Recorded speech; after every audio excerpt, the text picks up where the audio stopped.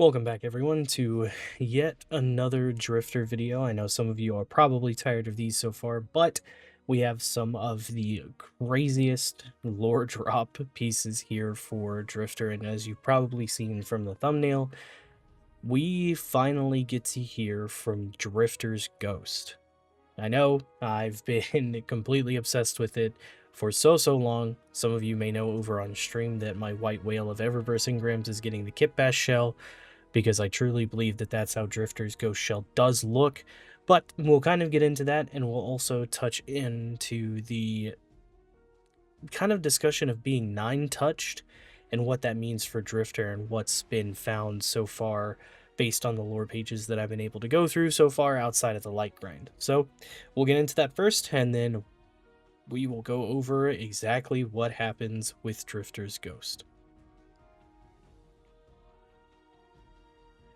So, of course, most of you who have finished the story know by now that Drifter has gone through this transformation.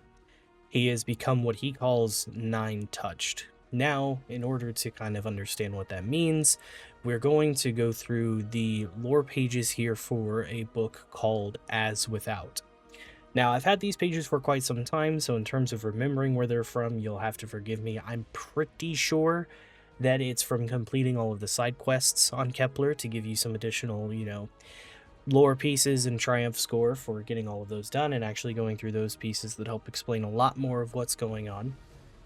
But this As Without book seems to be a journal from Honor Mahal, who was, I believe, now the ex-captain of the Hidden for Ikora, because I believe it's been moved over to somebody else. We know that Honor has a very rocky relationship with Drifter. Honor does not like Drifter at all, never has since he arrived at the tower, but this seems to be a lot of her reports from what she's finding out outside of the story. So this has been going on after the campaign, what we've been kind of investigating, looking at, and keeping track of. So the first page we're going to kind of go over to talk about the 9-touched effect on Drifter and what it might mean or what it might lead to, is we're going to look at the page called Fissures. Now, in this page, I'm not going to read it all the way through. I'm just going to touch on the important bits of this one, since we have a page we definitely need to read later on in the video. But with this one here, it shows that Honor, with the previous page as well, has been going through and tracking Maya's Vex throughout the system. There's a lot of interesting things happening on Europa. Not only is Maya's Vex looking at a bunch of Bray innovation tech, they are also seemingly stealing Golden Age tech or Golden Age data from all sorts of systems. But what's also interesting on Europa is that Honor saw that it seems that Maya's Vex are luring Lone Taken or Stray Taken into that facility in order to capture them and perform some form of experiments on them in order to kind of progress her plans of finding her Chioma and her Golden Age. In doing so, Honor captured a Vex Minotaur and kept it, in cage, and just kind of studied it for a while, trying to see exactly what they're doing, what may be different. What she didn't have in place, though, was proper security measures, because the Minotaur was still able to initiate its self-destruct sequence and explode within her ship. With that, though, she mentions that it left behind some sort of malware that essentially crawled through the ship and was either rapidly aging pieces of the ship or rapidly de-aging them. In this case, that seems similar to what happened to Drifter when he went through the rings and whenever he was going to resurrect 3 for us. So whenever he was driving the hull in, there were cutscenes even in the reveal trailer and of course in the campaign where he would go through what seemed to be a ring of energy and he would either age or then de-age, and it would like reverse back and forth. So Honor explains that some of her ship was completely aged and rusted and oxidized, and some of it became factory fresh, factory new. And the same thing seemed to have happened with this Vex Minotaur, because she took the remains over to Failsafe in order for her to go ahead and examine them and get details in terms of what the Minotaur was made out of, and the Minotaur itself seemed to have the same effect going on. They were made up of Golden Age pieces, but also older Vex pieces, and some of them were aged wildly, even though, as Failsafe mentions, they were manufactured at the same time. So this could mean that for Drifter, the effect is reversible in a way, or that, it may be just something he has to kind of move forward with. Most of you have probably seen after that piece of the story there, Drifter's model is permanently changed to where, even on stream, I'll call him Uncle Drifter or, Grandpa, because he's an old man now. He's now the second guardian in our group that is facing, the aging process. Zavala has many, many lore pages after Final Shape showing that he's aging and he's not doing well with aging. And he's, got pain in his knees. He can't really lift himself and move like he used to. And now Drifter is a part of that. I don't think Drifter has the same issue in terms of feeling the aging process, but he's been aged by the process itself since he still has his light. In relation to that as well, this is where the most important page of the entire process comes into play here. The journal entry page here called Decompiled is what made me so excited to go through and make this video, because this shows that this is decompiled data from Drifter's ghost. So we're going to go over Decompiled and then talk about what I think we're seeing here and kind of give my take on it. She understood me in a way he never could, having to make it alone after Brian. She was vibrant, tough, a real badass, breathing life into his lifeless existence. And now, she's gone, and he's not far behind. He's shirking again, heading for the edge of the system like there's something out there. It's pathetic. Old as a sequoia and still running away from home like a little kid. What a waste. In a strange way, I sympathize. If I could ever leave this gutless creep behind, I'd already be gone. Something told me to compile. Intuition, maybe. My first time in years. I was surprised at how heavy my shell felt. He never saw me, but I was watching, as something passed over the ship, or maybe we passed through it, and for a few minutes I felt fresh, bright, hopeful, like in the beginning, before him. He's gray now, aged decades and seconds, hasn't said a word about it, but it's not like I want to hear his crap anyway. I wonder if the anomaly aged me too. Is my core all roomy and dim now, like an old lady's eyeball? Not that it matters. Old or young, eternity is just as long. I try not to think about how much I gave up for him.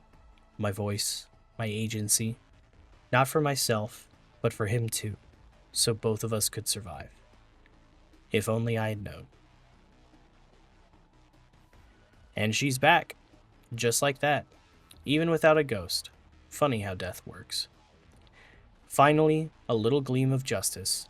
If anyone deserved it, it's her.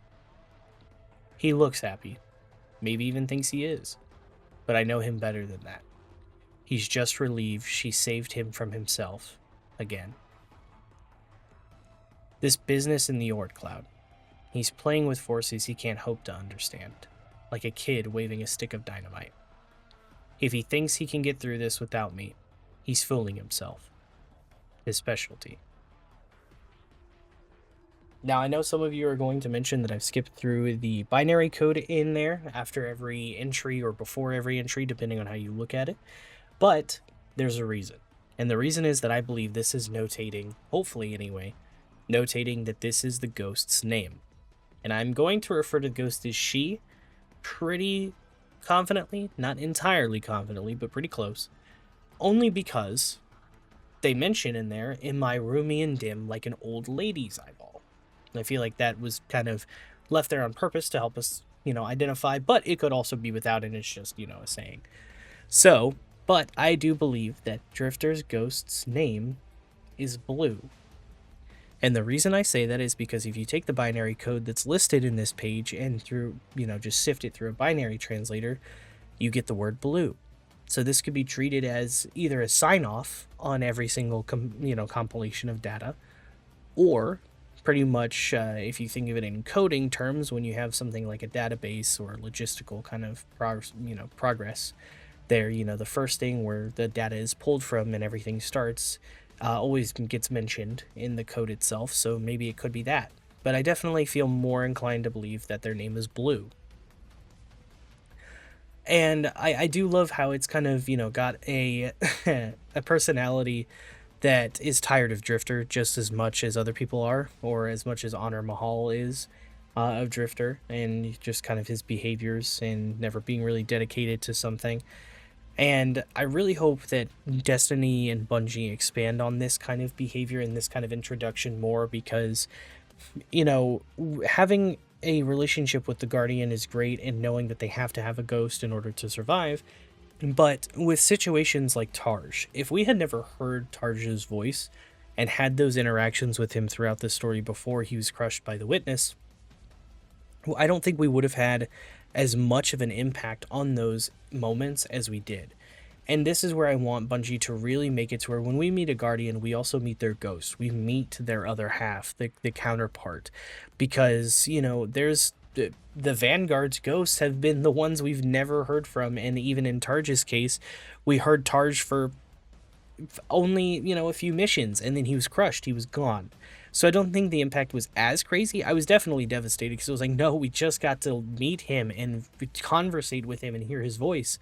And, the people who played D1 may have to correct me because I was never sure if it actually happened, but I don't think people ever heard Sundance's voice with Cade up until Final Shape as well, and we still haven't heard from Ophiuchus.